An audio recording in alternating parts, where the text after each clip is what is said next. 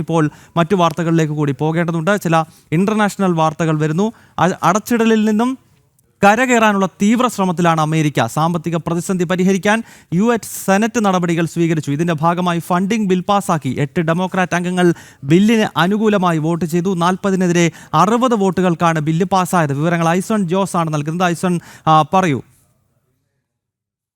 മുമ്പ് ഏതാണ്ട് അരമണിക്കൂർ മുമ്പാണ് ഈ ബിൽ പാസ്സാകുന്നത്. 60 വോട്ടുകൾ നേടി, അതായത് സെനറ്റിലെ 100 അംഗങ്ങളിൽ 60 വോട്ടുകൾ നേടിയാൽ മാത്രമാണ് ഈ ഇത്തരത്തിലുള്ള ബില്ലുകൾ, അതായത് ഫണ്ടിംഗ് ബില്ലുകൾ പാസ്സാവുക. ഈ കടമ്പ കടന്നിരിക്കുന്നു എന്നതാണ് ഇന്നത്തെ ഒരു ആശ്വാസകരമായ ഒരു ഘടകം. കാലങ്ങളായി, അതായത് 40 ദിവസം എത്തിയ അടച്ചിടലിന്റെ ഇപ്പോൾ പരിഹാരമായിരിക്കുന്നു, അത് പൂർണ്ണമായിരിക്കുന്നു. ഇനി തുടർന്നും ചില സാങ്കേതിക നടപടികൾ ഉണ്ട് എങ്കിൽ കൂടി ഇപ്പോൾ അടച്ചിടലിന് കാരണമായ ഫണ്ടിംഗ് ബിൽ പാസ്സാകാനാകാത്ത അവസ്ഥ മാറിയിരിക്കുന്നു എന്നാണ് ഏറ്റവും പുതിയ അമേരിക്കയെ സംബന്ധിച്ചിടത്തോളം ആശ്വാസകരമായ ഒരു വാർത്ത. 60 വോട്ടുകൾ നേടി, 40-നെതിരെ 60 വോട്ടുകൾ നേടി വിജയിച്ചിരിക്കുന്നു എന്ന് തന്നെയാണ് നമുക്ക് നൽകാനാവുന്ന വിവരം. നേരത്തെ നമ്മൾ സൂചിപ്പിച്ചതുപോലെ ഈ സെനറ്റിലെ 100 അംഗങ്ങളിൽ 60 പേർ വോട്ട് ചെയ്താൽ മാത്രമാണ് ഈ ബിൽ പാസ്സാവുക. 55 റിപ്പബ്ലിക്കൻ അംഗങ്ങളും 45 ഡെമോക്രാറ്റ് അംഗങ്ങളുമാണ് ഉള്ളത്.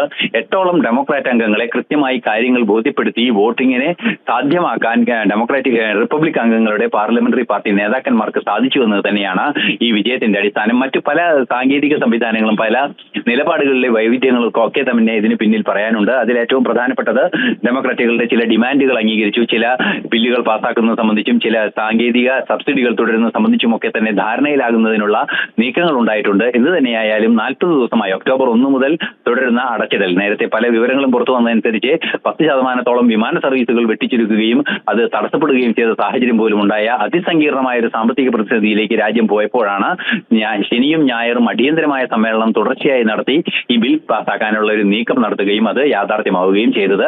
അങ്ങനെ അമേരിക്ക ഈ ഷട്ട്ഡൌണിൽ നിന്നും കരകയറുന്ന ഒരു സാഹചര്യത്തിലേക്ക് കാര്യങ്ങൾ എത്തിപ്പെടുകയും ചെയ്തത്. ഗൗതം, US അടച്ചുപൂട്ടൽ ഭീഷണിയിലാണ്. ആ അടച്ചുപൂട്ടലിൽ നിന്നും അമേരിക്കയെ രക്ഷിക്കുവാനുള്ള ശ്രമമാണ് ഇപ്പോൾ അവിടെ തകൃതിയായി നടന്നുകൊണ്ടിരിക്കുന്നത്. അതിന്റെ വിശദാംശങ്ങളാണ് ഐസൺ ജോസ് ഇന്റർനാഷണൽ ഡെസ്കിൽ നിന്നും പങ്കുവച്ചത്.